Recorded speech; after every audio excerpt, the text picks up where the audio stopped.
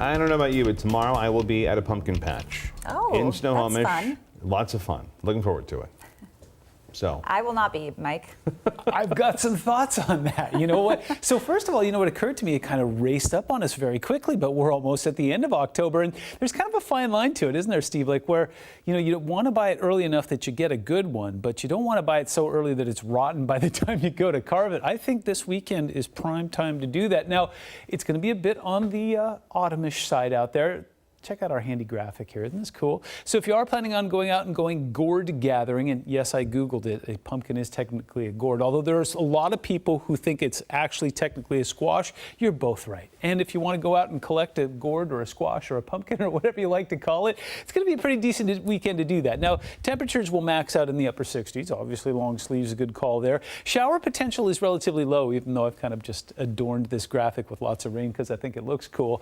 But there is a possibility of some rain moving through late Saturday night into Sunday morning. So it stands to reason if Steve and the kids go out there on Sunday, it's going to be a bit on the muddy side, and his kids are going to be wearing some adorable little boots that go about that high.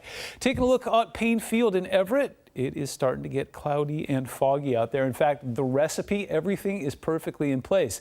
We didn't get a whole lot in the way of rain today. In fact, it's been a while since I've been able to say that. There was just one area right about here that picked up a booming 1/100th of an inch of precipitation, but we got plenty this week, especially around the region. So when you have lots of moisture in the atmosphere and not a whole lot of wind going on, yep, that is fog central. Another thing I want to point out here, even though it's fairly light, it's still offshore flow. We benefited from that high pressure. That ridge is going to get moved off towards the side this weekend, but it allowed temperatures to get into a nice space, especially yesterday and the day before. Oh, 70s in autumn. That's good stuff.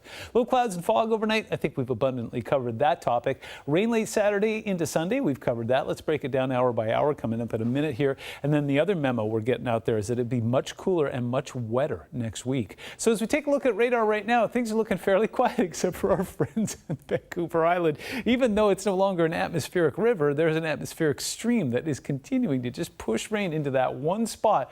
They got over 8 inches this week. Now, of course, our friends in British Columbia really needed the rain too, but that's like drinking out of a fire hose. Good Lord. Happy to say that that is winding down. In fact, as we put the future into motion here, a couple of things I want to point out. Yes, it will be cloudy, it will be foggy, it will be dense and difficult to see tomorrow morning. Right around mid-morning, that will lift out. Now, 7:30 is the kickoff for the UW game, and yes, there could be some showers moving through there, so if you're tailgating or actually fortunate enough to attend the game, you're going to want to bring the rain gear. Now, this is Sunday. Take a look at this. Sunday morning, yes, there'll be showers around the region.